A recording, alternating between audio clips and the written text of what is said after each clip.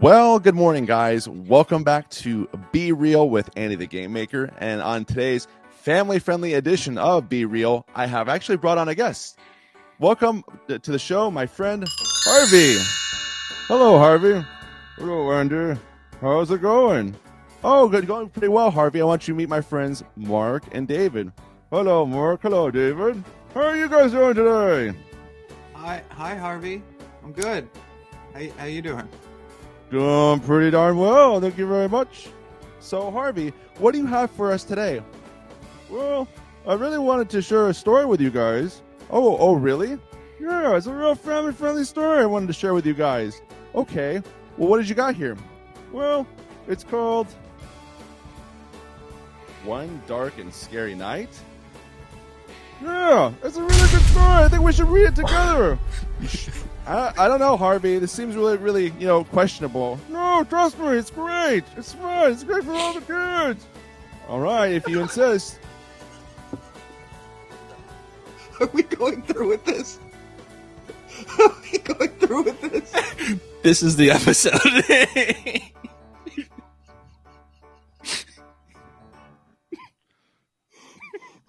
Chapter 1. Hello, friend. I'm Little Bill. Do you want to know about a scary story? Harvey, I don't think this is appropriate. Oh, trust me, shut the up, Randy. It's a true scary story. It happened one late night. One dark and scary night. Harvey, I don't like where this is going. Just shut the up. My parents, my brother Bobby, and my great-grandmother Alice, the Great, were sleeping. I was in my room, all alone. My room was dark and quiet. Hey, Harvey, I didn't have a chance to look up who wrote this book. Who wrote this? You don't know who wrote this book? What do you mean? Who wrote this book? Take a look.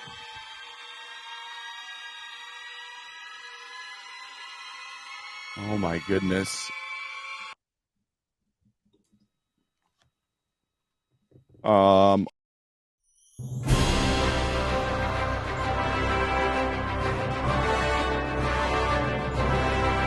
Not hit her. It's not true. It's bullshit. I did not hit her. I did not.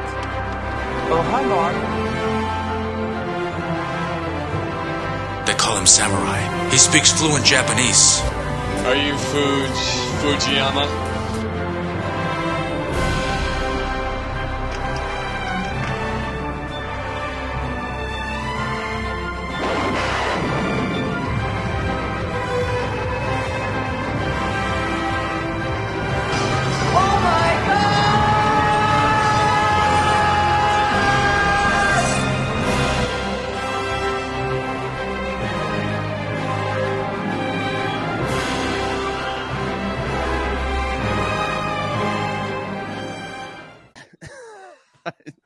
That was the bit. That was the bit.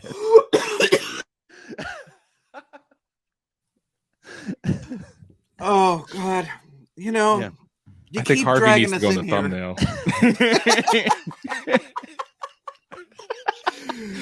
So, a little bit about that book. Yeah, please. This is really what I wanted out of this bit. Yeah. Hey guys, let's talk about this Bill Cosby book. Settle in. So I was married to an educator, and so my wife actually had a copy of this book, and then she was like, we're not keeping this around. So she tossed it, and I was like, no, why'd you toss it? It's kind of historical. It's kind of gimmicky and stuff like that. So she got rid of it. I actually bought this one on Amazon real quick. And what's really funny is that this cost like $6, but then if you look at the back here, it's like, that's pretty horrifying little image right there. But like, it looks like I bought this from a library. Oh, sure. Yeah. Oh, it's used. This discarded library copy. Yeah, library got rid of that one real They quick. got rid of it very quickly. And it's good to know that money is not going to the author. It is going instead to some library that wisely took that off their shelves. Yes. I have a hardcover copy of Fatherhood, the book that he wrote, in like the late 80s. I got it in like 2004. And it was like, ha ha, funny, ironic. Like, isn't Bill Cosby not cool? Ha ha ha ha ha. And then, like, I forgot about it. And then, fast forward 15 years, people like looking at my bookshelf, guests looking at my bookshelf, and it's not a good look, Andy. Let me tell you, it's not a good look. You know where it's worst look? In your Amazon history. Yeah. When you said you bought it new, like you deliberately bought it after your wife threw it out. What are you gonna leave that out? She said, "I thought I threw this away." You're like, "No, I saved Bill." Like, wanted to keep him close. I like Harvey took it. It was Harvey. It wasn't me. It was Harvey. I'm sure that all of our viewers know, but this is a surprise to all of us too. Me and David have no concept. Every time Andy just comes in, he's like, "All right, guys, just roll with it," and then he just like goes. That's right. Damage control. We're now in a video that includes Bill Cosby references. Yeah. So what's really kind of, oh my goodness, I did like a search of Bill Cosby prior to this on YouTube, and there's also not a good look. Oh my God. Yeah, doing some research on Bill Cosby. But anyways, there's a clip of him on YouTube. Someone pulled it from one of his episodes about it's so weird. There's this clip of him with from the Cosby Show where it's like two younger couples are very intimate and close, like at some picnic type setting in the backyard or whatever, or having a barbecue. And he's like, "Oh yeah, they're really into each other. It's because of my barbecue sauce." I'm like, "Oh my goodness, that is one hell of an indictment." Like, anyways. So welcome to a family friendly episode of Be Real with Andy the Game Maker with my friends Mark and David. On today's episode, well, let's do this. I gave you guys a little homework assignment to kind of prime you for this. So I told you guys to watch Finding Nemo and Finding Dory, correct? As to set this up. Mark. You did, yeah, you did. Mark is really.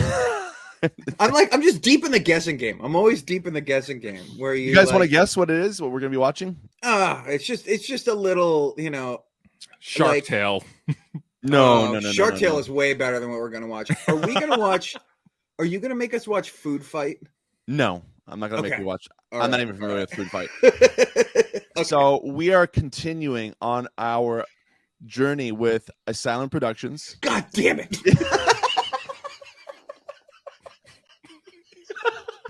How do you really feel, Mark? How do you really feel? And we are going to be watching Izzie's Way Home, starring Tori Spelling and Joey Fatone. So from NSYNC fame. So they will provide the voices. It is the Asylum's version of Finding Nemo, Finding Dory, if you will. And this one came out in 2016. And I'm kind of excited because this is significantly different than the first two films that we watched, both Atlantic Rim as well as Top Gunner. And this is going to really, show us like what the Asylum can do with their budget, especially like an animated feature. Guys, what's your initial reaction to learning about Izzy's Way Home? Do you own a DVD by any other studio?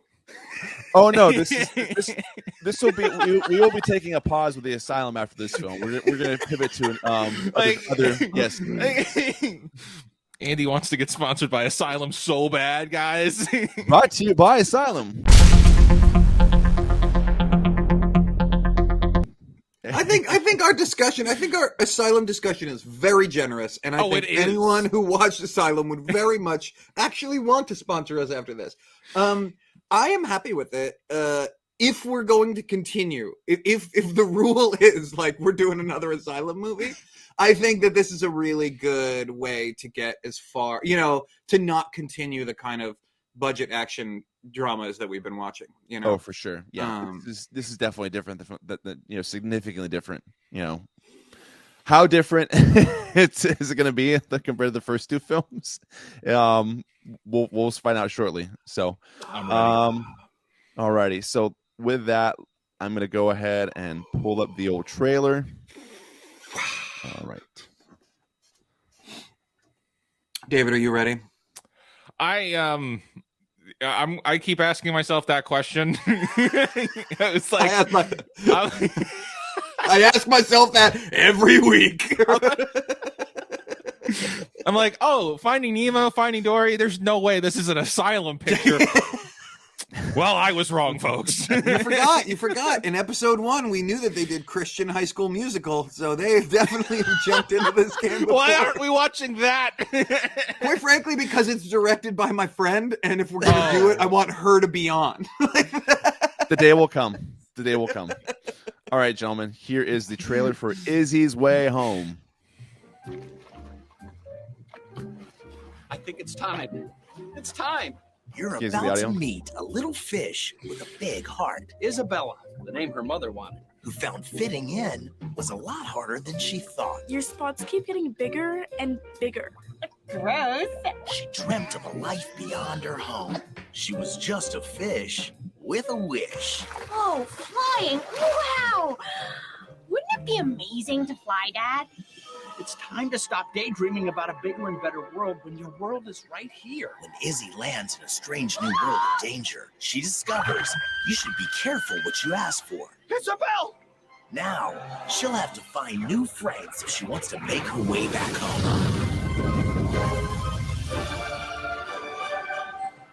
The Asylum presents The Adventure of a Lifetime, I need to find my father. featuring Tori Spelling as April So you think making friends with a lionfish is a good idea?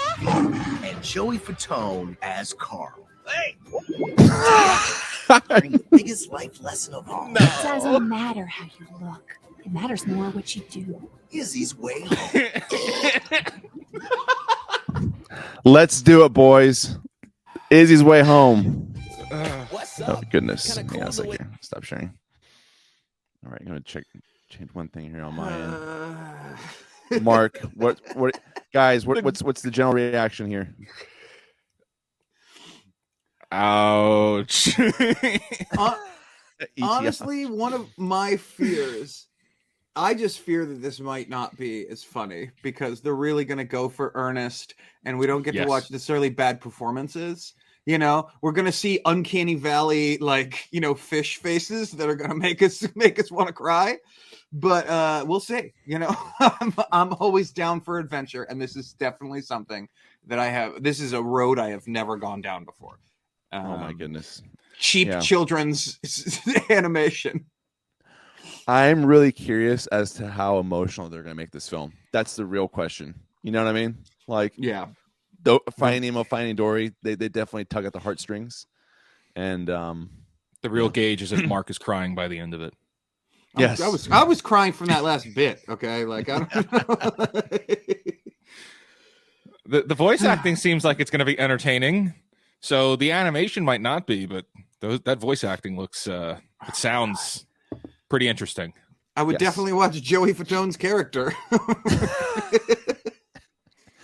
Okay. With that being said, I will go ahead and throw that bad boy on there. All right. So I present to you Izzie's Way Home.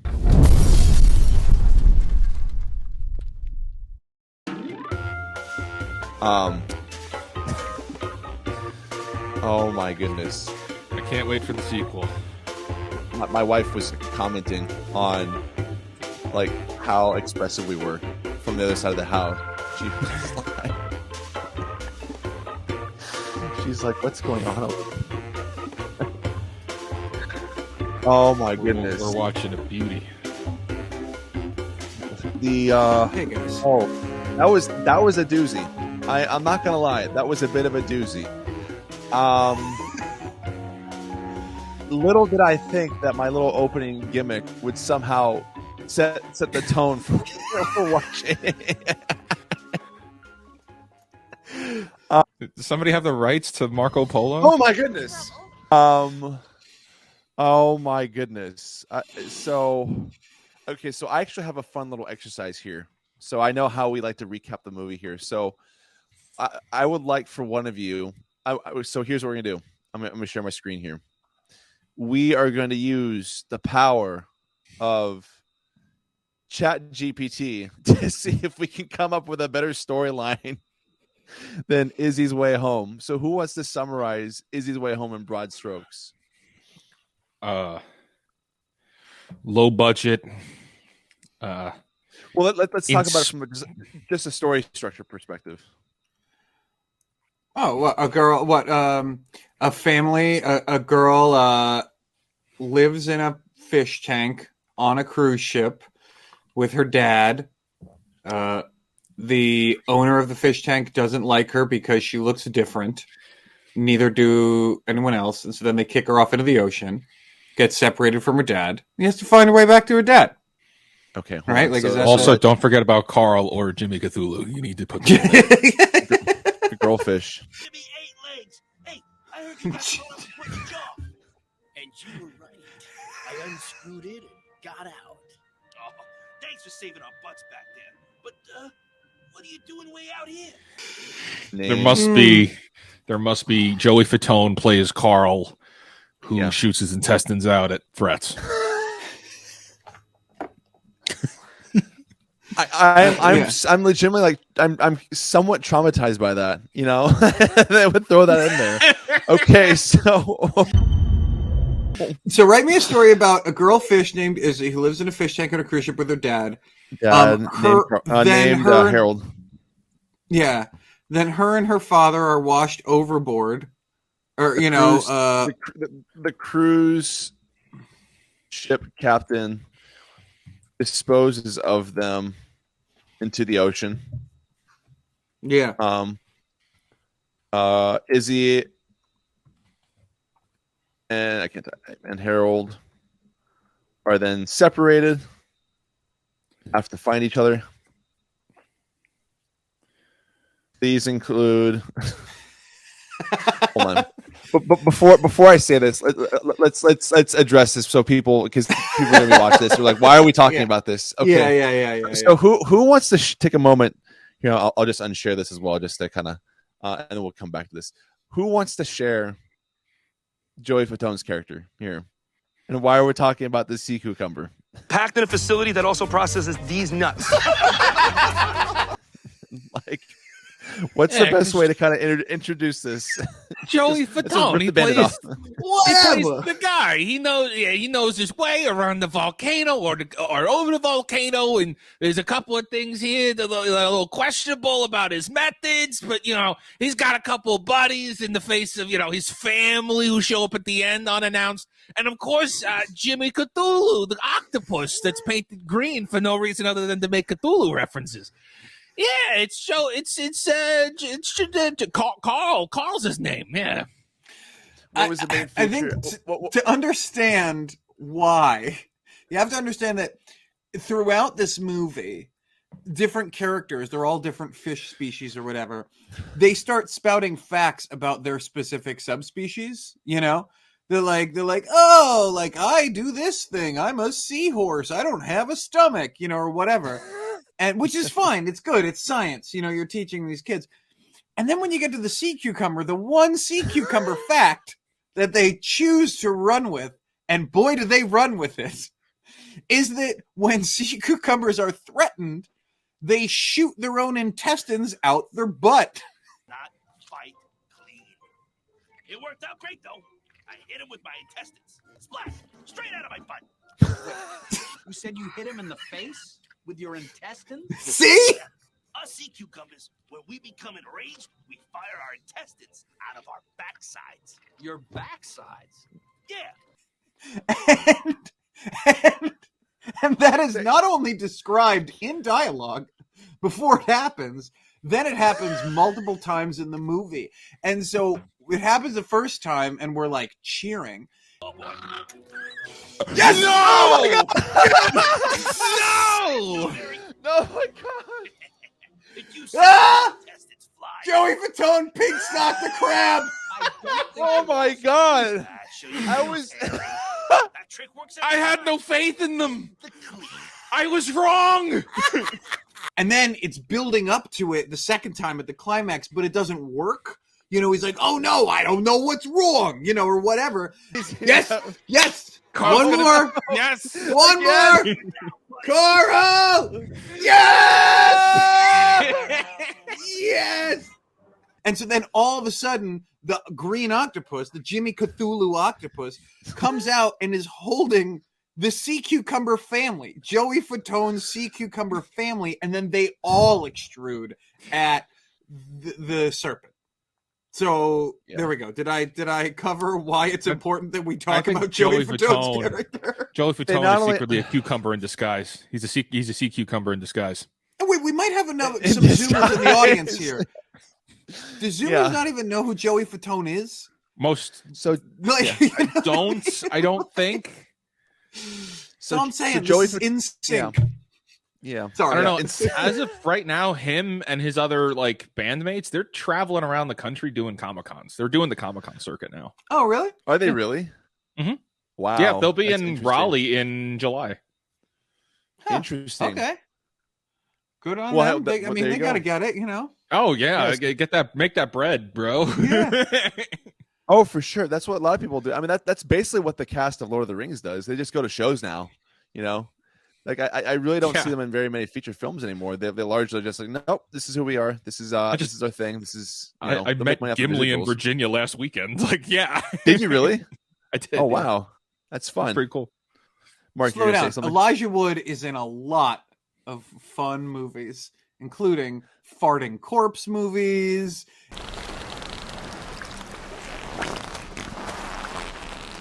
A few moments later.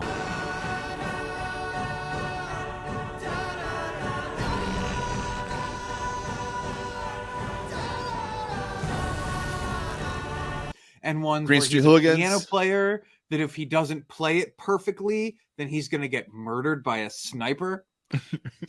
Awesome. Oh, and he's a creepy serial killer who owns a mannequin factory in LA. Anyway, I'm a big fan of Elijah Wood's career. And Weird Al. Oh no, that's Daniel Radcliffe. That's Daniel Radcliffe. The other person other in the guy. Farting Corpse movie. Yeah, right. Yeah, you're messing up. There's two people in the Farting Corpse movie. One was the corpse that was farting, and the other who was farted on.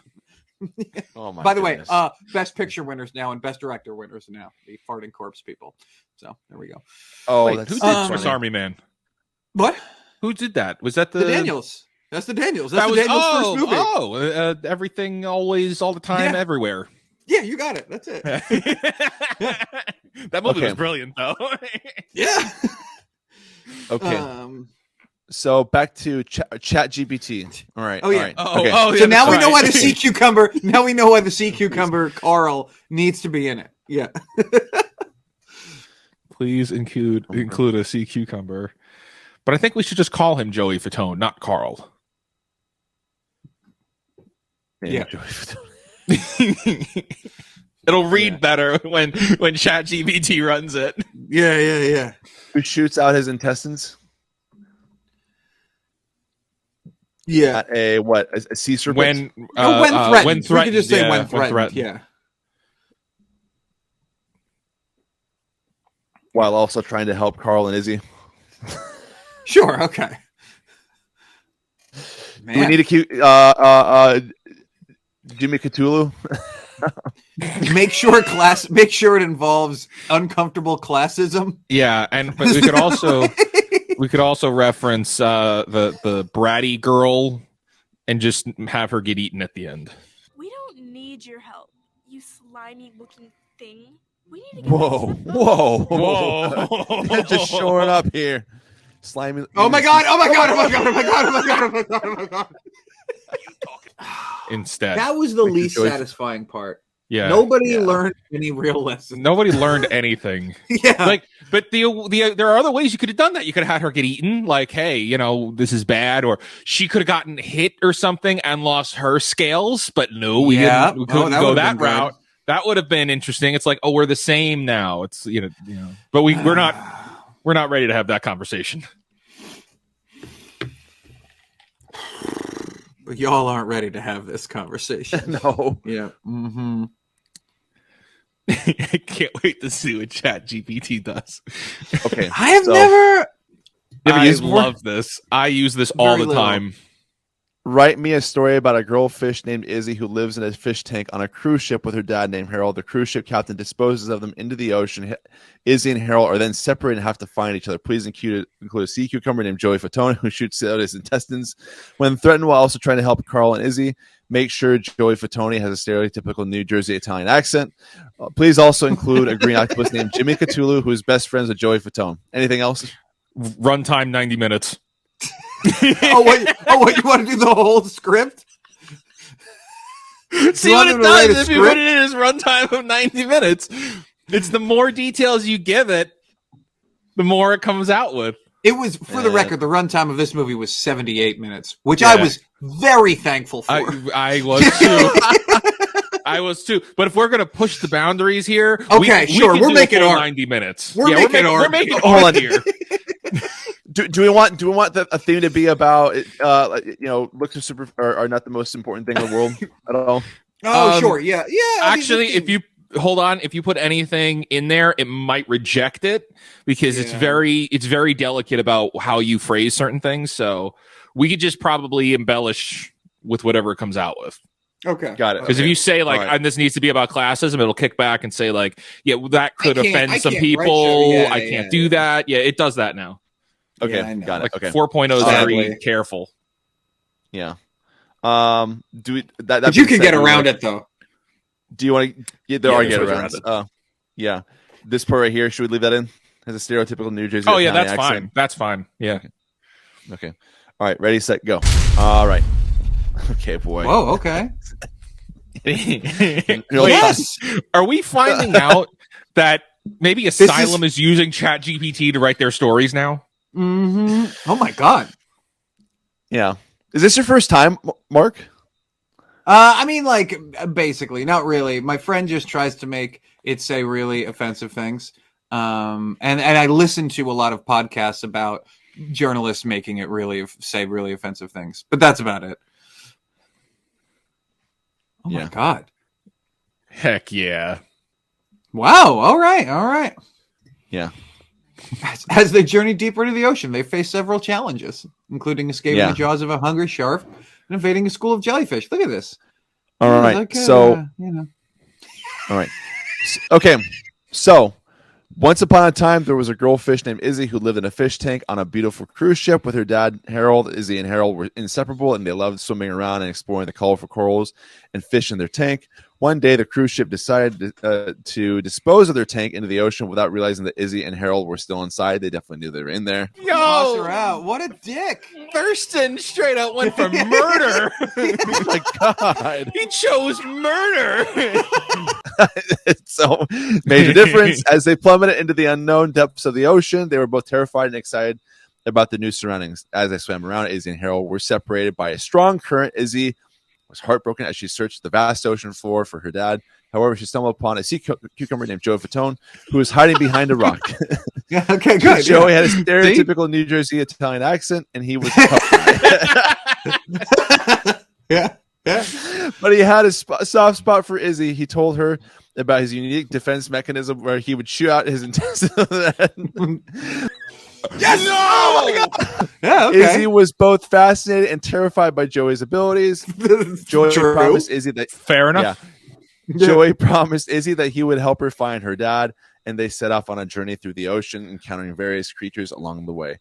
One of the creatures they met was a green octopus named Jimmy Cthulhu, who was best friends with Joey. Jimmy was kind-hearted and wise and offered to help Izzie and Joey find Harold. As they journeyed deeper into the ocean, they faced several challenges, including escaping the jaws of a hungry shark and evading a school of jellyfish. But with Joey's bravery and Jimmy's wisdom, they persevered. Finally, after many adventures, they found Harold trapped in a fishing net. Joey used his unique defense mechanism to scare away the fishermen. Oh my goodness! And they managed to free Harold from the net. Izzie and Harold were overjoyed to be reunited. The trio continued their journey through the ocean, and they became the best of friends. They helped each other through tough times, and their bond grew stronger with each passing day. Finally, they found their way back to their cruise ship, and the captain was amazed to see them alive and well. It never happened. I thought I dumped you into the ocean. Izzie, Harold, Joey, and Jimmy had an adventure of a lifetime, and they knew that they would always have each other's backs. They said their goodbyes as the cruise ship sailed away, and they all knew they would never forget the incredible journey they shared. The end. That was Wow. a really good, that was a great example of why bad art is just going to be obsoleted by ChatGPT. You know, like that was not worse, not better. It was, you know, it was about equivalent. You know. Yeah, it was. Well, I mean, it's canned. You know, it's definitely canned for sure. You know what I mean? It's like, here's some basic story elements. We're just gonna, you know, work it around that. And my goodness, it just a really amazing tool to work with critical thinking, because that gives you enough to start working on and gives you those ideas, like the whole thing of getting thrown overboard. But on accident, it's like, okay, no, they'll let me process that. I have to think through that idea. And that's why I love this platform. Yeah, I was looking at it. I was using it a little bit. Like, I tried it out once. I was like, oh, I had a YouTube idea kicking around about, like, I wanted to make one about the Crispin Glover lawsuit. And I was like, I just haven't had the time to do it. Like, let me see what ChatGPT does. And they wrote a thing that it was like, oh, this is cogent and some of the information is accurate and some of it isn't. It's a structure. Now I can just write a script from this structure. Right. You know, it just like cut out the first 25 minutes, you know, or whatever. Yeah. When you treat it like a brainstorming tool and not like we're going into production with this tool, like it's really valuable. It's like something like this where you have to think through like a story, not perfect. You're doing something like business blog posts. It's like, it's 90% of the time it's on point. PR marketing. Really PR marketing. I love it. Like, that's what I work in. So it's awesome. Yeah. All right. Because it gives you that basic foundation to work off of, like what you're saying right there. So, and I'll tell it like, okay, here's the prompt. Here's a picture I need. Now give me all the alt tags and all the alt descriptions for Google. The things that take 20 minutes for a marketer to come up with, it's done in seconds now. It's amazing. That's really interesting.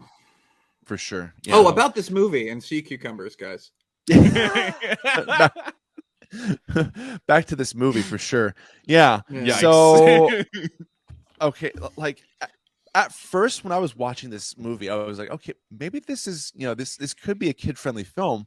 But then there's elements where I'm just like, scary faces of like the human beings. I'm like, that's a bit traumatizing. It actually reminds me of The Polar Express, which when that came out, I was actually, you know, I actually enjoyed that quite a bit. But the older I got, I was like, you know, the faces do look kind of cringe, you know, kind of scary. And it's like, and I heard someone, one of my extended family, you know, they remarked on that, and I was like, okay, that sounds okay. Now I see what they're talking about. Now, ever since hearing that, I can't stop seeing scary faces within that movie.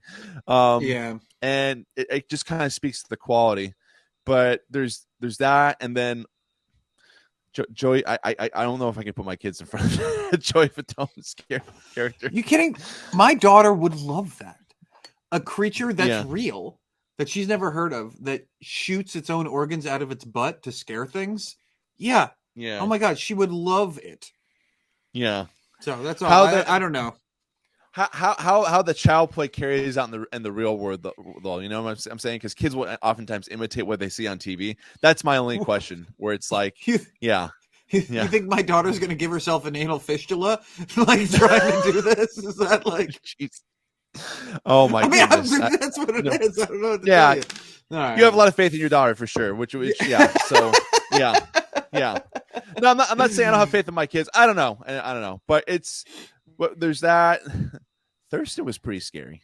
Thurston was pretty creepy. Yeah, had the kabuki face going on. Yeah, there was a really funny change in Thurston, you know, because like, which I'm guessing he was named after Thurston Howell for Gilligan's Island, right? Yeah, okay.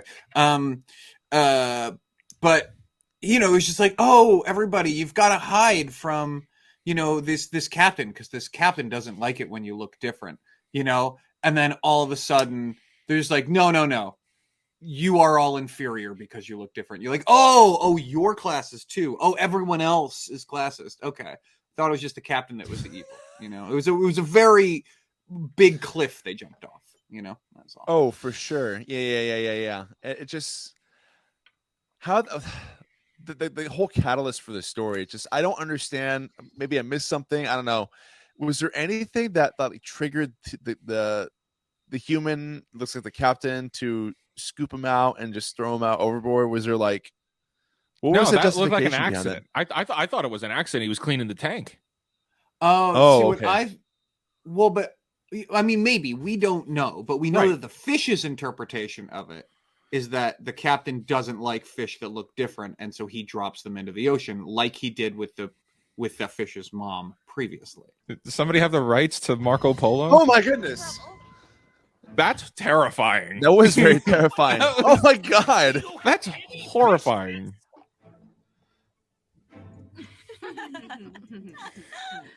Isabel, our human could toss you out of the aquarium into the ocean. I don't care. Why? Besides, Mom's out there. Your mother is gone. It could have No. been a total accident. Yeah, And then yeah. Thurston created this whole classist propaganda. Hierarchy. Yeah. Yeah. It turns out the captain's just really bad at seeing things. And that's why he parks the cruise ship next to a volcano that's active. He's just really blind, folks. He's doing his best. He's just a blind man trying his best. In fact, he's not even a captain. He's just a blind, rich old guy. This is Yeah. it. And we don't see any He's other retired. humans. It's just him. Yeah. Yeah, he's true. retired. He's like he's like definitely on his last legs. He's occupying his free time in the ocean. Yeah, that's so oh my gosh, that's too funny. Yeah. But yeah, Thurston's face changed for a brief moment there. And I was like, why does he look scary all of a sudden? Like all of a sudden he deteriorated in a way. And he got in the ocean, he looked like, normal again. I was like, that to me found a bit jarring. Andy's gonna have nightmares tonight about Thurston. I think if we're for looking sure. for consistency in animation, I don't know if this is the right film to be looking at. Well, you bring that up, and it's something I was thinking about. I think at least, okay, like, yeah, Thurston aside, I think everything, generally speaking, was fairly consistent throughout. And so, in a way, I guess it kind of makes it, well Even packaged to some extent. Oh. Yeah. I mean, like, because you have these moments that are a bit jarring, and yeah, we joke around about the movements and the animation of the creatures, the fish, going up and down and just kind of like moving around very abruptly in the ocean. But I think, I don't know, it was pretty seamless in that regard, at least, Sure, it was a charitable there. consistent vision. Yeah, it was a consistent vision. They didn't. Yeah, that's fair. Yeah, I don't know, but the movement was tough for me a lot. When they're literally just clicking and dragging the fish around the frame. Like this is what they're doing. That was difficult for me. A little too optimistic. This shot, I think, is really like the paradigmatic shot of this. They're just kind of like floating with no whatever, and then there's just like random, what is that? Like some celery or like green onions in the background. Thurston looks healthier than he did before. Yeah, he likes the ocean. Yeah, moving around a lot, quite a bit. Yeah, these fish, because it's not like even when you're animating, above the ground, there's not that much movement. Look, you're not moving right now, Andy. Like David, you're not moving, but like fish in the water, they're always moving a little bit, and so now you're just eyes are constantly drawn to the constant little movements they're doing that are never good, Yeah. And expressions were also very limited on the fish too, because like I noticed that they're not squinting, they're not raising their eyebrows a whole lot, that like they're not being able to, I don't know, just emote all that well, like what you had identified earlier, like especially with the eyes. Eyes are like the key part of of acting, I guess, and just trying to evoke emotion in movies typically, and it just wasn't quite there. Yeah, when they were, I was joking about it as resting dumb face on the dad fish, but I realized that was incorrect. It was also active dumb face, because like it didn't change depending on like what behavior he was doing. It still had the same eyes and the same like that. It's just that's how it goes, I suppose. Tori spelling was fine, good on Tori. Bringing the name billing to this. Yeah, for sure. As the Dory equivalent in this film. Yeah, those are the two big names in this movie. It's Tori Spelling and then Joey Fatone. And we keep comparing it to things like Polar Express and Bug's Life, Ice Age.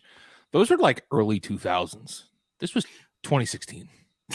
It's true. It's true. Well, that's the thing. That's why I thought Ice Age was the closest comparison, like what big budget could do in 2002 or whatever. You know, like I think I always feel like Polar Express gets this like bad rap for Uncanny Valley. I'm like, but it was, if we didn't get that and that hadn't done as well as it did, Pixar wouldn't be as big as it is now, even though it wasn't done by Pixar. But like, there wouldn't be as big of an investment if like we didn't have that timeline progression of those movies. It's like, for sure, we had to go down this production, because there are things in Polar Express that are outstanding.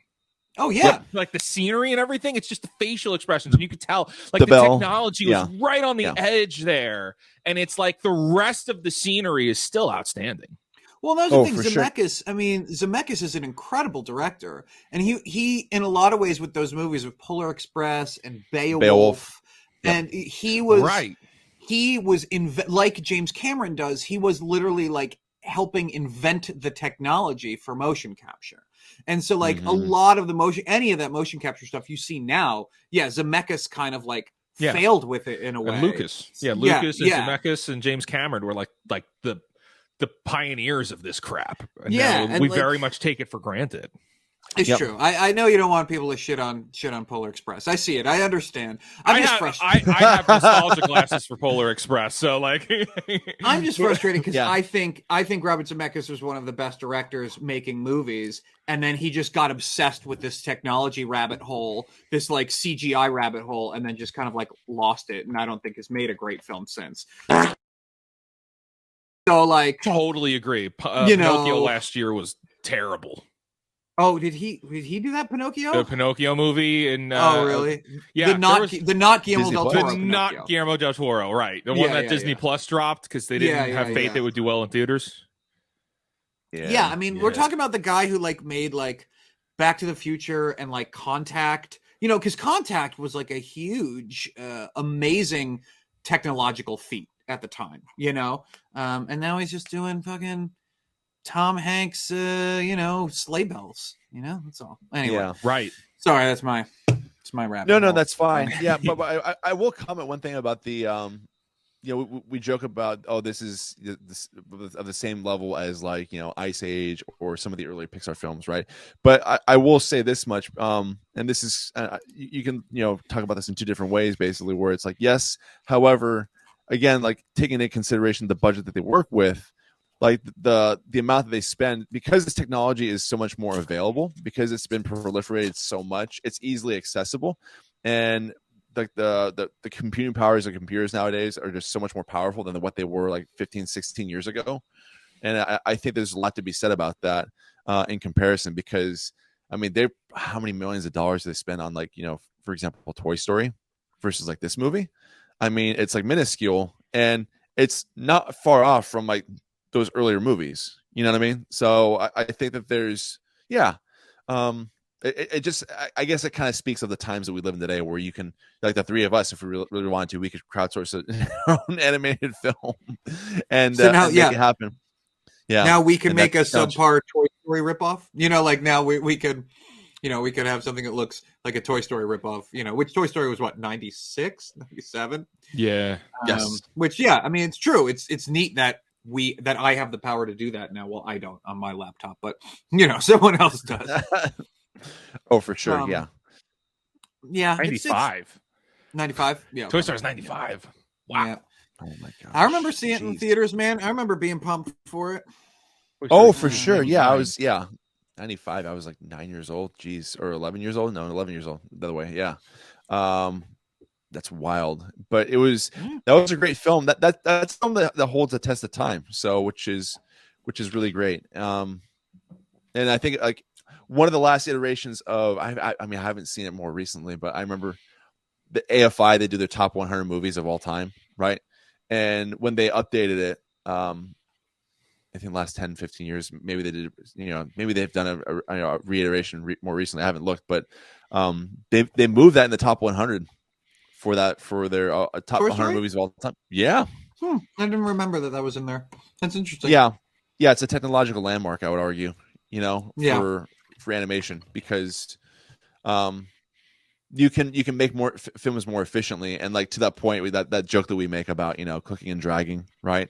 Again, like you have the ability to copy and paste and make these movies very quickly, because there weren't very many set pieces in this movie. I mean, that's the common denominator about these movies. Maybe 5 or 6 that I can remember. Yeah. Otherwise, it was just blue background and dirt. Yeah. So it wasn't very noticeable. If there were, I wouldn't be surprised if they just used the same one. They just like flipped it around somehow or moved a big rock over or something, right? And it wasn't that noticeable. So excellent. Okay. So this movie, what else do we have to say about this film, gentlemen? My goodness, it's. I mean, go ahead.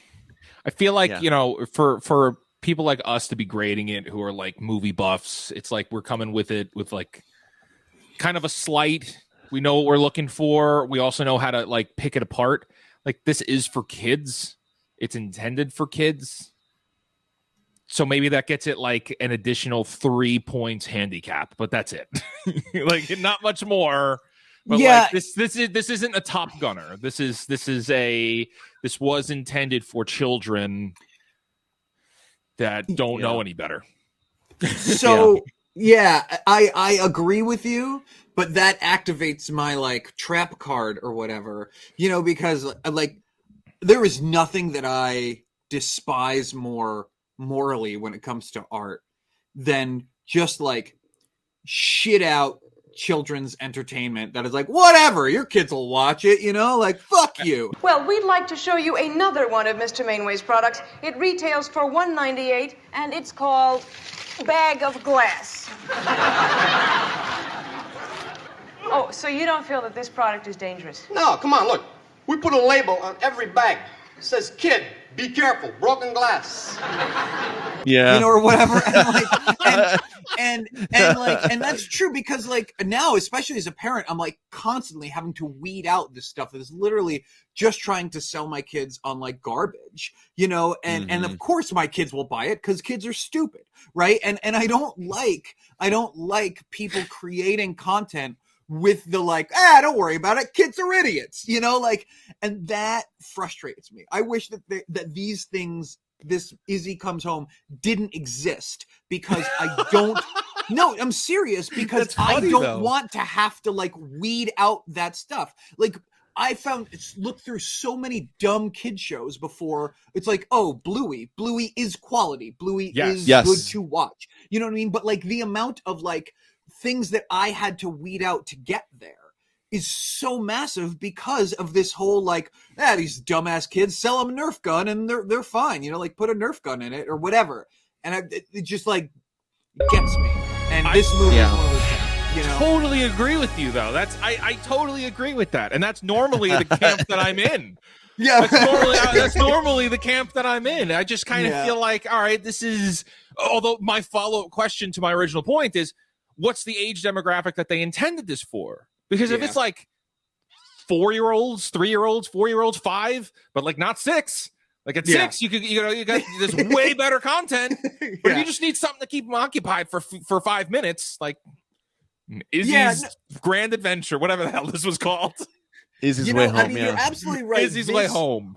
This occupies the like Coco Melon age demographic of just like bright colors, big eyes, moving around. Yes, that's. I feel like this is for the really young kids who don't know what we're talking about. They just need to hear funny noises and see colors and things are moving quickly, and they don't care about the point and drag fish, and like maybe they'll learn something about Joey Fatone by the time it's over. But that's who it's for.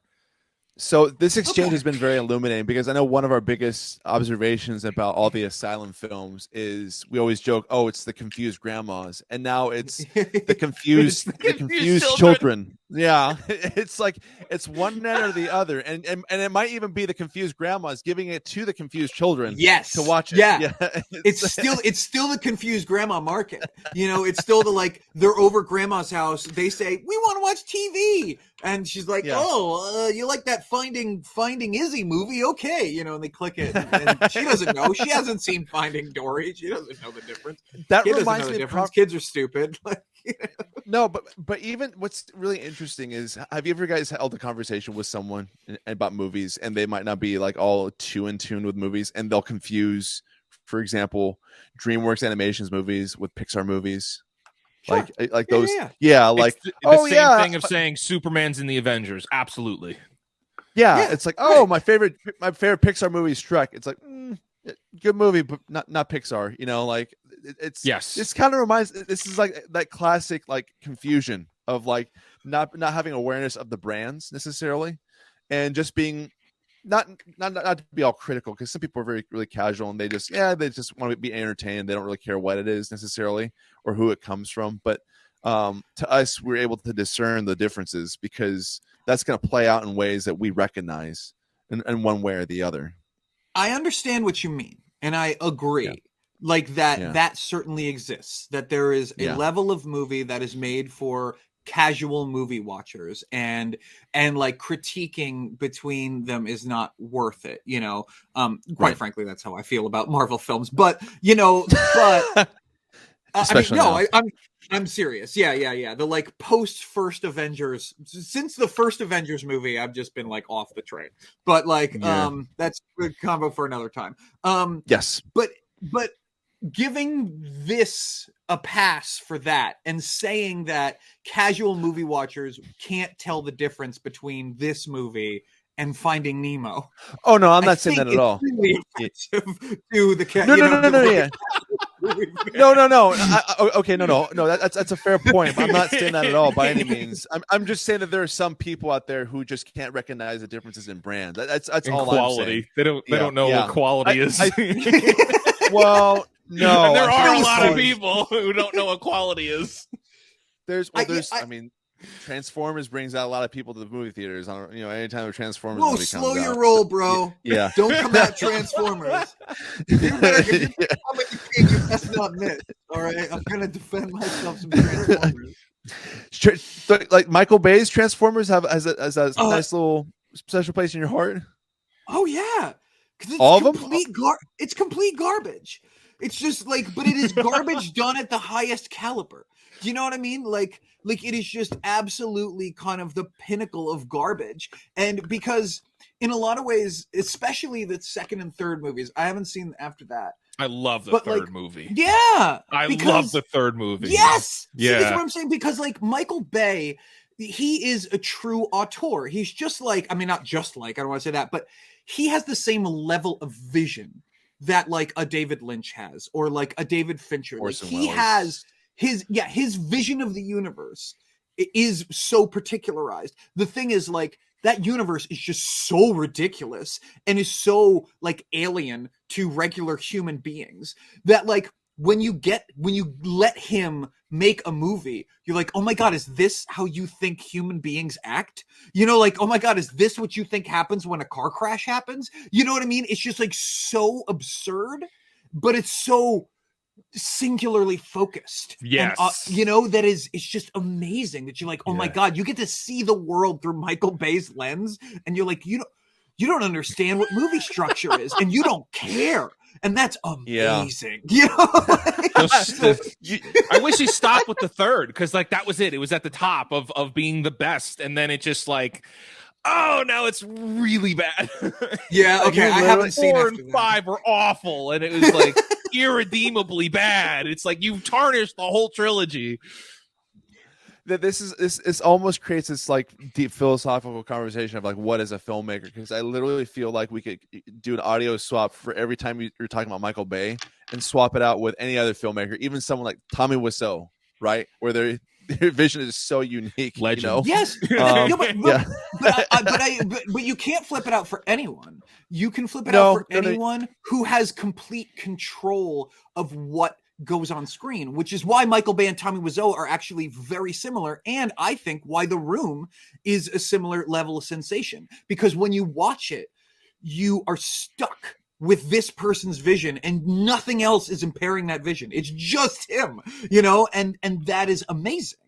And I think that's similar for Michael Bay, you know? And I think we confuse, and to your point, Mark, I think what we oftentimes confuse is, you know, sometimes, I mean, being this auteur that you're describing, sometimes we have these filmmakers who are quote unquote relatable versus unrelatable. And I think that's really what we're talking about at the end of the day, is that, you know, Michael Bay, David Lynch, Tommy Wiseau, these guys are, you know, fairly unrelatable and on, you know, on multiple, you know, areas of their delivery of you know, story, whereas people like, I don't know, like I think that's why people like, you know, tend to like James Cameron movies a bit, you know what I mean, because he makes them relatable to a degree. I haven't seen the most recent Avatar, granted, It's awful. Yeah. Oh, geez. But yeah, it's populist. You can call it like, no, it's wonderful. It's a wonderful film. I like it a lot. But you can call it kind of populist, right? Like James Cameron is very clearly making movies for other people, right? Mm-hmm. And it is very clear to me that Tommy Wiseau, David Lynch, the three people you mentioned, and Michael Bay, they're making movies for themselves. They are just making movies kind of because they need to, because if it just sits in their head otherwise. And that's and it's a very different vision, right? When you're watching a James Cameron movie, James Cameron is like, I hope you like this. And David Lynch is like, I mean, I don't care. I don't care how you feel about this. This is what I'm doing, you know? And it's just it's two completely different brands of, it's art as entertainment versus art as art, right? And movies occupy both. They're on a spectrum between art and entertainment. Every movie you can put on that spectrum between it. And, you know, I think Michael Bay is further towards the art end than I think a lot of people give him credit for.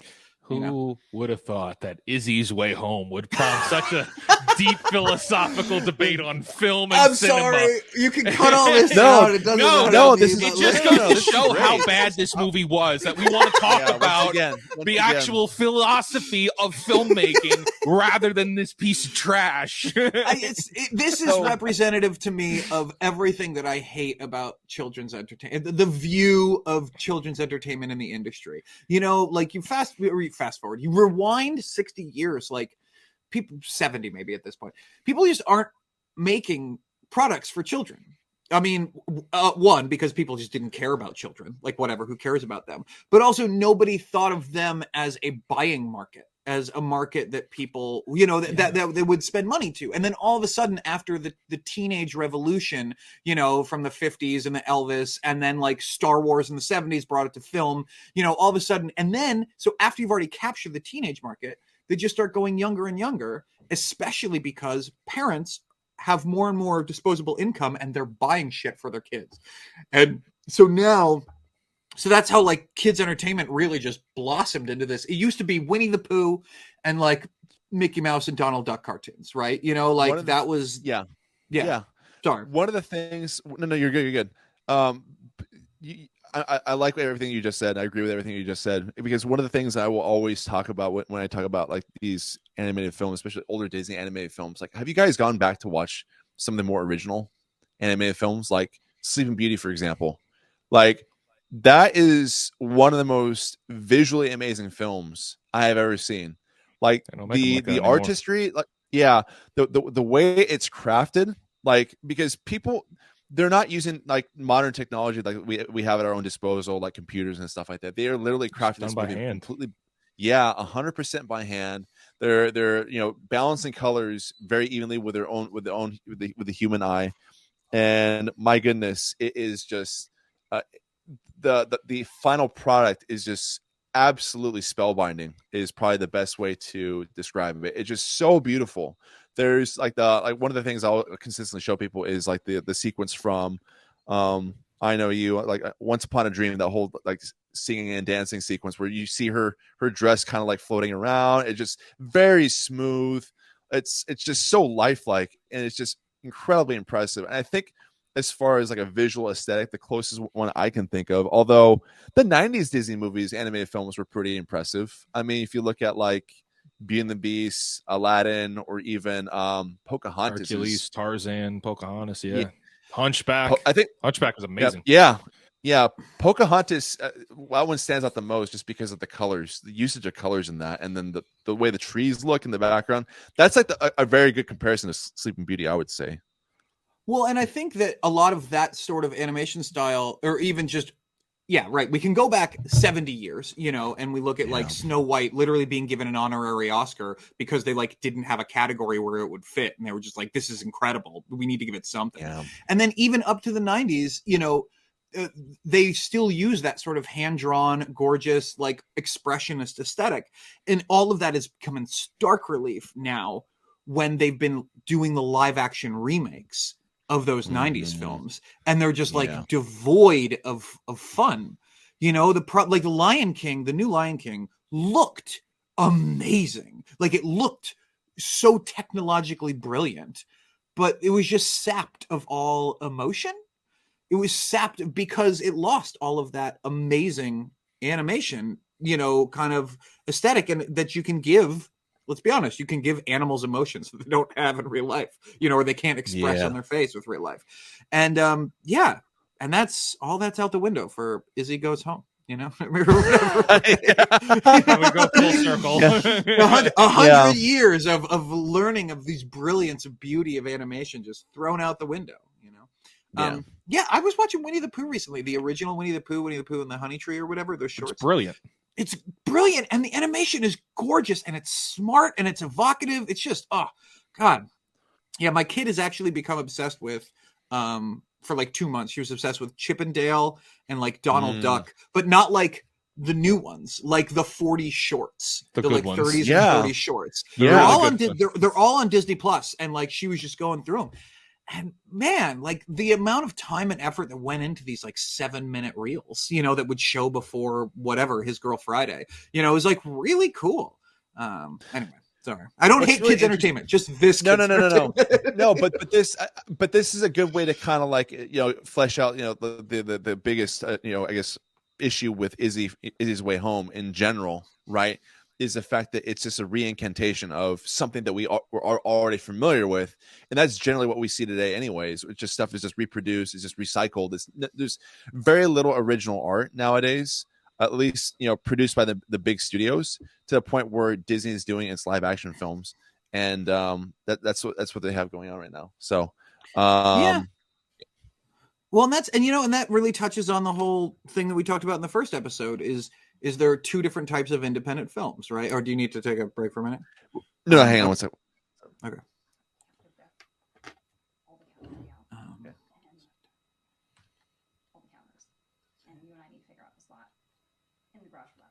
Got it. Okay. What the fuck? What are we talking about? God damn it. Yeah. Sorry. Okay. So just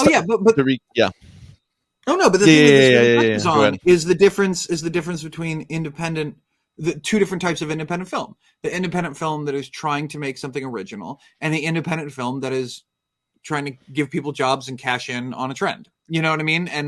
And we know Asylum. We know which one of those Asylum follows. You know, for sure. I'd just like to say the movie's called Izzie's Way Home, and Izzie did not get back home to the ship. Yeah. Well, but they said home, but then the dad realized that home is wherever Izzie is, right? Yeah, but it's Izzie's way home. Did Izzie realize that? You know what? That's true. Yeah. You should be writing copy for these people. Your marketing and PR prowess. Type it in chat GPT. Would have come up with a better title. Yeah. Given that script, in fact, do you still have the chat GPT, our story, up? I need you to go in and say, thank you for that great story. What is the title? Let's see if it might give you a list. Yeah. We're complimenting the bot.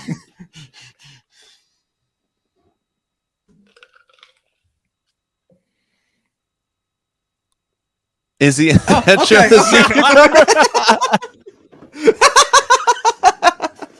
Okay. All right. Cool. I wanted to call back to ChatGPT for a minute there. the real hero. Yeah. So let me Real ask you hero. this. So this is great, guys. This is fun. So let me ask you this, guys. So would you recommend Izzie's Way Home to I would anyone? recommend putting it in a dumpster. Right in the trash. In the dumpster it goes. A landfill, perhaps. Yes. Okay. I will go so far as to say that if you let your child watch this, you are a bad parent. Damn. This is everything that is wrong. And we need, as parents, we need to step up and do our due diligence and not let our kids watch this trash and give it the clicks and give it the ad rev or whatever it is, or accidentally get grandma, get your nearly sad grandma like to accidentally click it on Amazon. Just don't let it happen. It's on you. Like, I just want to know who was this intended for? Like, that's where my head is at. Like, who's the intended audience and who is intended to buy this? Is it the same grandmas buying Top Gunner? Yes, but that's the thing. Really? Yes, because here's a great example. I love my grandmother so much. She goes to the flea market and sees things and thinks of my daughter. He thinks of her granddaughter and is like, oh, she'll love this. And then she buys it and she mails it to us, and we get these kind of, constant tricklings in a couple times a year of of flea market items, that and it's so sweet and it's so wonderful that she's thinking of her, but they're never, they're always the we have this at home, it's like we have Barbie at home and then Barbie at home. And it's, it's that meme, every time. And so I love it. I think it is so kind and generous. I don't like the fact that there are companies like this who preying are literally on people like that. Yes, who are preying on her. And that's what this is. That's always what this is. Yeah. It's damn. Yeah. It's playing into a sentiment is what it is. It's like, oh, this is, and that's kind of the issue with the Marvel films, for example, right? Or any reboot for that matter. It's like, oh, people love this.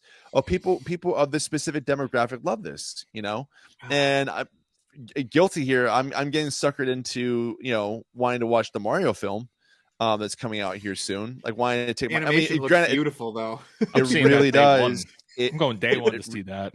It really, I'm gonna try to take my kids to go see it, which is gonna be fun. So I'm going my alone. Yeah. Thursday night preview for that.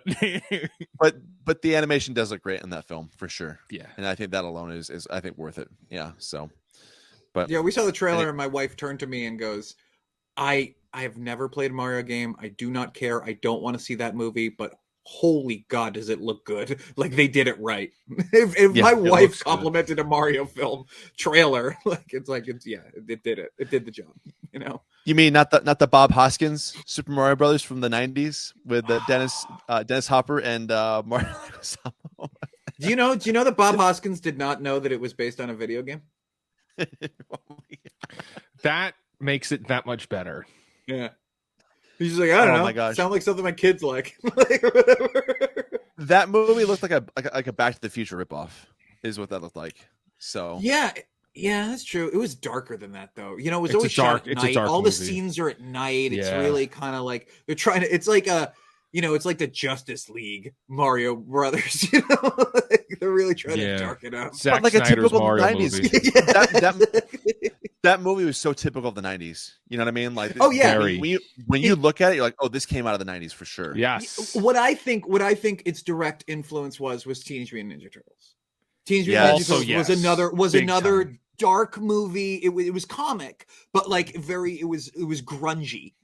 However, the original source material for Ninja Turtles is kind of in that vein because Ninja Turtles, if you're not familiar with, is actually it's a play on Daredevil, which is really interesting because instead of it's a parody. Yeah. It was a parody. Yeah. So that's why the tone looks the way it is.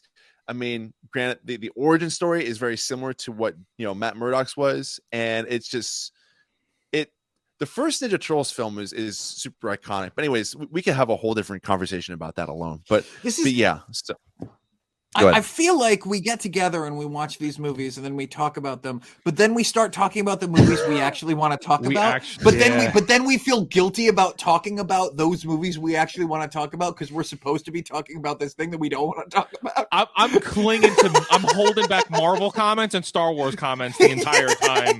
I know. Like there are so many Star Wars things that could have come up in these discussions. Yeah, for but sure. That's the breaks. Them's the breaks, you know.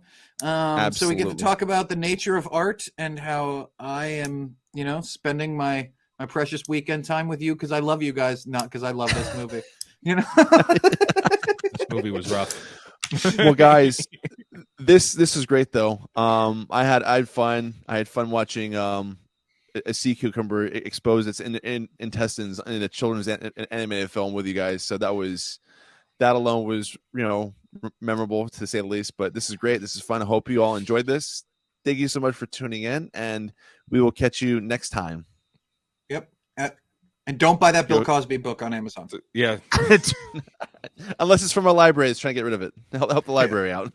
Yeah. All right. See ya. Goodbye.